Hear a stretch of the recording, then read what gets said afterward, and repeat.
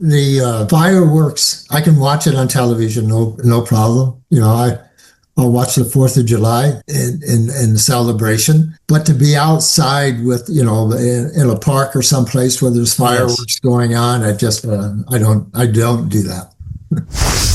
Welcome to Coach Soul, the podcast where we explore therapeutic ways to the best versions of ourselves.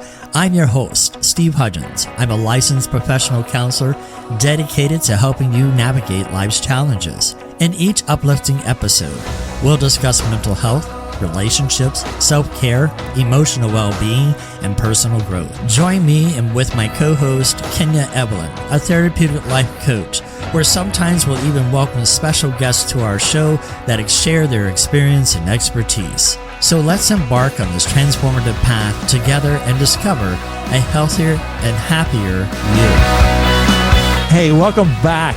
What a great celebration of 250 years. And, sometimes, Keith, I just wonder with the 4th of July, with the rockets and the booms and stuff, does that affect you at all as a veteran? Somewhat. Fireworks, I can watch it on television, no problem. I'll watch the 4th of July in the celebration. But to be outside with, in a park or someplace where there's fireworks going on, I don't do that. Well, I can imagine. I mean, you talked about, the mortars hitting around you and death is surrounded all around you. And I imagine flares going up kind of reminds you of fireworks, so to speak. Well, it does. Exactly. Yeah. So you go through this time frame. You say you got injured a third time. Let's pick up the story there of what happened to your third time of an injury. We were pretty on the west side of Leatherneck Square, and we got word that one company was out and had been ambushed, and so we went to aid them. And another fella and I were riding on the side of a tank, and we're going through, it's a very narrow pathway, especially on the tank. And so we're right on the jungle, So had a machine gun laying across my lap. And as we're going, and we got close, and we could look up ahead and saw a 6x, a truck, like an open bed back, a pickup truck in a way, with a Marine sitting in it. They're just sitting around. And so, well, what the heck? They must have secured the area to be sitting there like that. And so, you're really tense. And then you see that, and they're all relaxed. So you just kind of, you just feel yourself relax, right? And in just about that time, boom, we got ambushed. And an incinerating round was fired, right on the edge of the jungle, and it was fired right into the tank.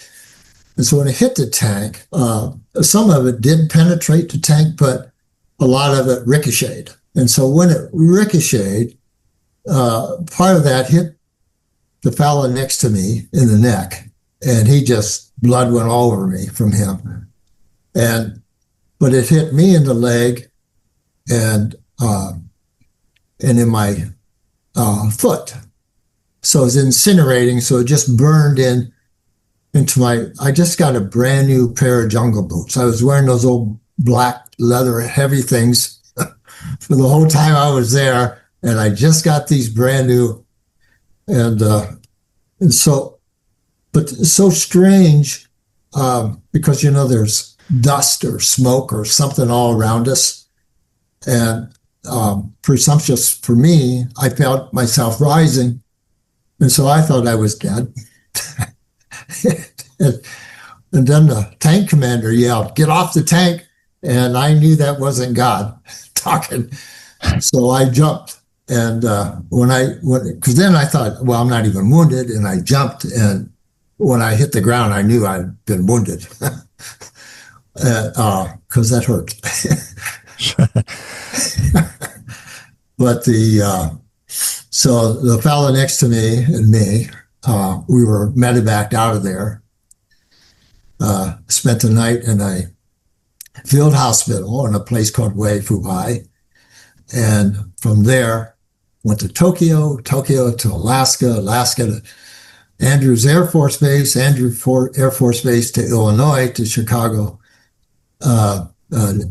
Navy Hospital, Great Lakes Naval Hospital there. And then I spent several months there. That's quite the journey. Yeah. You know, and all this time, you know, what were you thinking, hey, I'm going to die in this process? Or, you know, what was going through your mind as you're flying through different stops and finally ending in the place you were? Well, yeah, in the field right there by the tank, the corpsman cut off my boots. I begged him not to cut my boots, but my boots already had a hole in them. They're brand new. And so he patched my foot and my leg. And then at the field hospital, much better equipped than a corpsman in the field, of course, especially at that time, a little different maybe in Iraq. But in the field hospital, then they cleaned up the wounds and wrapped it all back up. That was on July the 19th. And I got to Great Lakes Naval Hospital on July the 26th. Now, it took that long to go through all this transfers and things. And so when I got to the hospital, that was the first time the bandage was changed. Wow. And so it's, quite a bit of infection and stuff. And the surgeon afterwards, he came back and made his rounds, and he came back to me, and after he had inspected my leg and foot, and he said, I think we'll be able to save it. I had no indication whatsoever that there was any thought about amputating my foot or my leg or anything. And so when he said that, I was somewhat shocked. And of course, as an enlisted person, and I don't recall it, I can't remember what his rank was. Certainly an officer, of course. And it would be normal that I would say, yes, sir, no, sir, or sir this or sir that. But I blurted out, huh?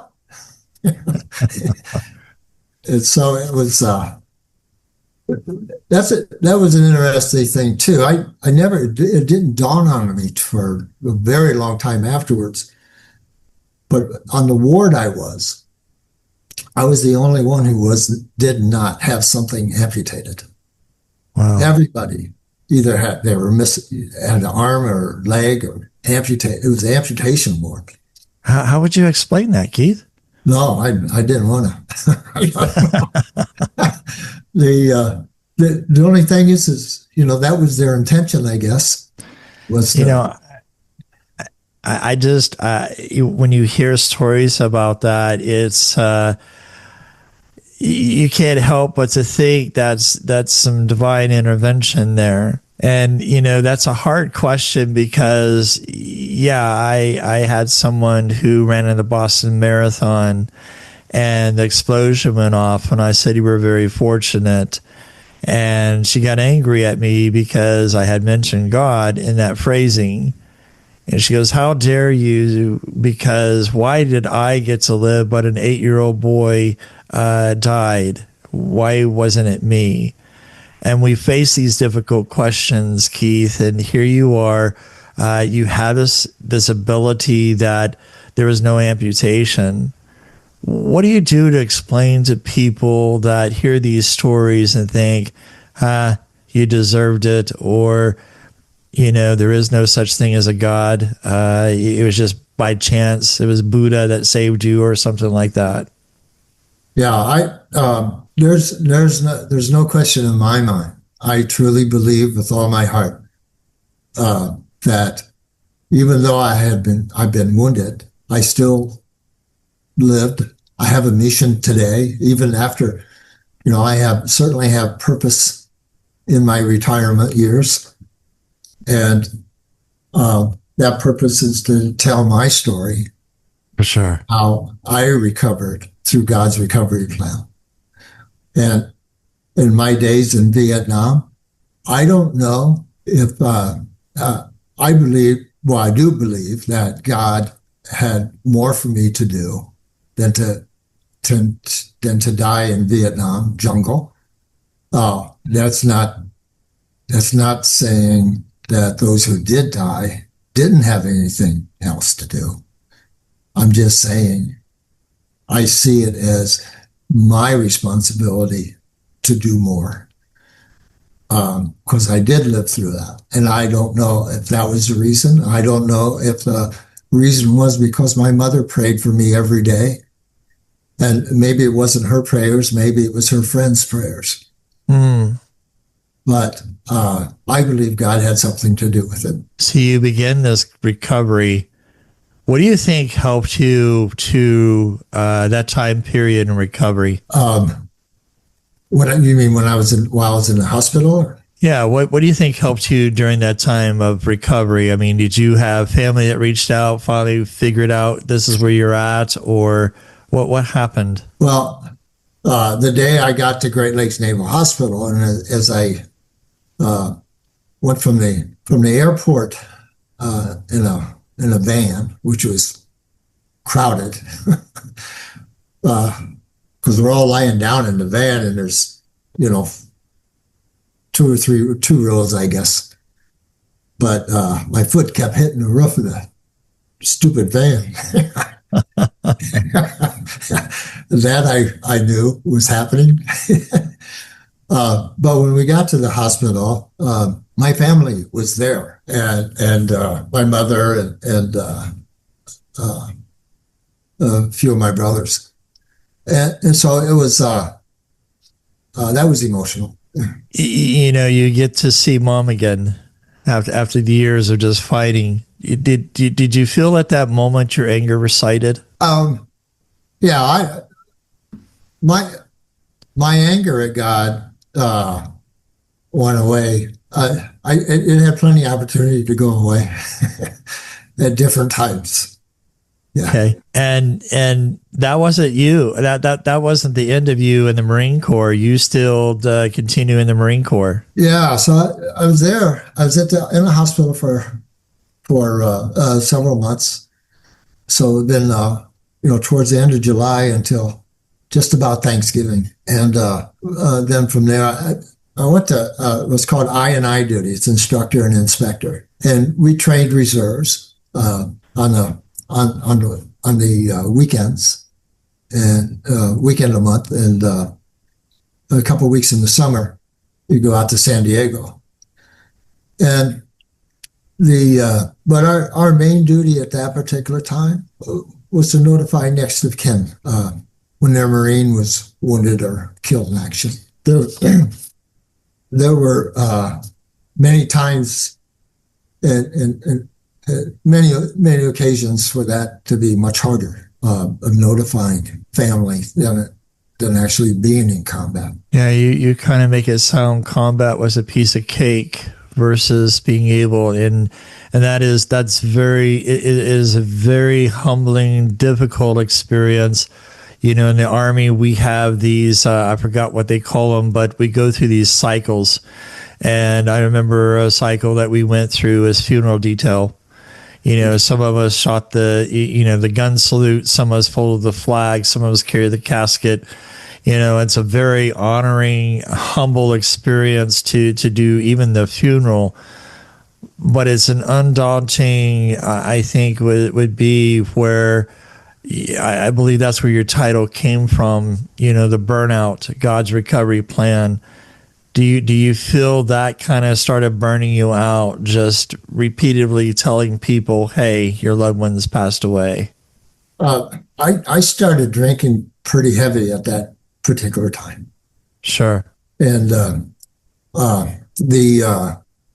so I got pretty familiar with the bars in the city, but the thing of it, it was very difficult. It was emotional, uh, uh, and and I mean, to see these young Marines. I mean, they were kids, about the same as I was at that particular time, Right.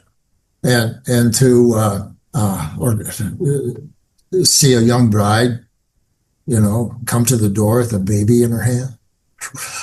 No, I can't imagine that, Keith. And the thing about it is that you go with wanting to be a minister. Your dad passes away. You get anger. You get close to death. You pray again. You go through this, and it's like, what is it that just we say? Well, we got to do. We could depend on God. But then we turn into substance that we want to escape all this pain. What helped you to get out of that situation for you? So after the one thing about the notifying of the families, but we were always also the honor guard for that Marine. She knew. And I just want to say that was very honorable duty. For sure. But it took its toll also, but until when I started writing the book, it wasn't a book. I was late in my office. So after getting out of the Marine Corps, I got out of the Marine Corps because my mother died. And I had a younger brother and sister at home. And so it was like, when does the death ever stop? Right. And because it was just, from my dad to Marine Corps to I&I duty, notifying parents, and now my mother. But she had cancer and knew there's a possibility that she could die from this. And she had asked me if she didn't live long enough or if she died before my younger brother and sister graduated from high school, if I would be their guardian. So I said, yeah, of course I will. And I have plenty of older brothers and sisters, but they all have children. And so my mother thought it's better if I would take care of them because I don't have kids and I could give them the full attention. I think that there was different times that she kind of wondered about the wisdom of that decision. but when she died, then I applied to the Marine Corps to get released. And they did. They okayed it, so I could be their guardian. And that was all brand new type of challenges. There were. Yeah, I mean, now you're going to a caregiver role. and now I'm beginning to understand,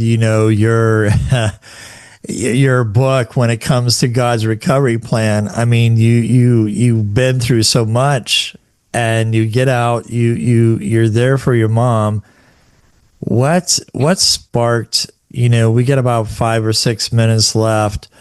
What sparked you to say, hey, I need to tell this story. I want to be able to help others to understand that, yeah, you can have burnout, but there's a recovery plan behind it. I was in my office and I always kept a bottle down here in my bottom desk drawer. And one night I'm in my office, it's late, tax season, and I'm by myself. And I took the bottle out and I had a glass, but instead of using the glass, I just, drank from the bottle. And I'm looking for, there's always something about the drinking that would calm me down or do something, or I thought it did. And but it wasn't that, it really meant nothing that night. And so I grabbed the bottle again. I was going to do the very same thing. And instead of drinking, I just slammed it down. And I remember kind of shouting, I guess, that, no, I can't do this anymore. And that's what I cried out to God to help me. I asked for forgiveness for all these years of my activities and actions, and I spent quite a bit of the rest of that night with my face on the floor, I guess. And when I started writing, I wasn't writing a book. I was just wondering, 50 some years, right? And so what in the world happened all this time? For sure. How did I get so far off track? It was the pressure of the business as well. I was, been CPA for a long time by then, and I had a successful business. I loved it. I was helping people, and to me that was a mission. That was my purpose in life, and to help. And but so I'm writing out, how did I get here? What happened? And so I'm writing it, and then as I was doing that, and I'm putting down some of this stuff from memory, and I thought, well, I wasn't the only one in Vietnam. It wasn't just me. There's other people. And if this helps me, why wouldn't it help others? And it wouldn't have just be Vietnam. Look at all the other wars since then. And then the other thing I looked at it is, well, you don't even have to be a combat. You don't have to be a veteran even. There's so many things in this world that just will help you get burnout. There's a lot of opportunity to suffer. So, Keith, I thought that was, I'm sorry. No, you're fine. I want to help our listeners in transition here. We could say we get angry at God because of certain events that happen. But what I'm hearing your story is that we don't have to be perfect to come to God. Oh, you are so right. If that be the case, I wouldn't have written the book. I wouldn't have gotten through that. But even in the Bible, I have 2 chapters in the book. One's on men and one on women with burnout. Of course, they didn't call it burnout. But the symptoms are there. And yes. if you read about, these are biblical heroes and heroines. They're very prominent individuals in the Bible that went off the rails. I mean, you look at Moses, who probably went through burnout with the people grumbling all the time. You look at Elijah, whose life was threatened, and yet God took care of him. For bottom line of all of this, I want our listeners to think about, everybody has a taste of a mishap, a tragedy, a trauma that's happened. But at the same time, Keith, I do realize that moment to where I was just questioning God. I became angry when I had that cancer. And I would ask, why me? Sure. But I turned that question to, what do I need to learn? And when I changed that question, it changed a whole different perspective. Here's your book, Burnout, God's Recovery Plan. What...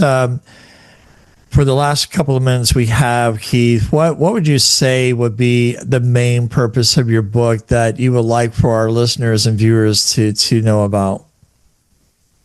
I think one of the major thing is that if you're in burnout or heavy stress or life's a turmoil, it's not being strong to suffer through it by yourself. That's not showing your strength. I am a very tough individual. There's no question in my mind through the things I've been through. But the strength doesn't prevent burnout. What does is reach out. Don't do it on your own. You don't have to go alone. You see, oh, true. You can talk to a therapist. You can talk to clergy, to a friend, somebody you trust, you can talk to. You can reach me, through my website. And what is that website? recoverybyfaith.com. And they're able to find your book there, and it's on Amazon, Barnes and Noble as well. And so, Keith, I really, in appreciation of our America's freedom, you provided such a great story. But not only do we provide freedom to another country, but to the United States, but Keith, you've written a book that's provided freedom from ourselves. Mm. And that's so powerful that you've been able to write a book to help us to free ourselves from burnout, free ourselves from the shackles of pain, freeing ourselves from the bottles and the substance that causes us to not live a life that can be hopeful and prosper. Military, yeah, they can build us, Fort Tough, so to speak. But it to me, when you get down to that despair, you and I know that God has given us that strength just as much. He's willing to give the strength to anybody that's going through these issues. And thank you so much for being on the show, Keith. And I hope that people, listeners, you will pick up his book and reach out to him, because the best person that can help you is one that's gone through it and conquered it. And so until next time, take care and God bless. Thank you for tuning in to today's episode on Coach Soul. As we wrap up, we want to remind our listeners of a few key points. This podcast is for informational purposes only and does not substitute professional medical advice, diagnosis, or treatment. The content shared here is based on professional opinion but may not apply to everyone's situation. Always consult with a qualified healthcare provider before making changes to your mental health care. If you're in a crisis, please seek immediate professional help or contact a crisis hotline. Listening to this podcast does not create a therapist-client relationship. For personal advice, please consult with your licensed mental health professional in your area. Remember, your mental health journey is unique. While we hope this information is helpful, it is crucial to work directly with the qualified personnel for your specific needs. Thank you again for tuning in to Coach Soul, and we'll see you next time.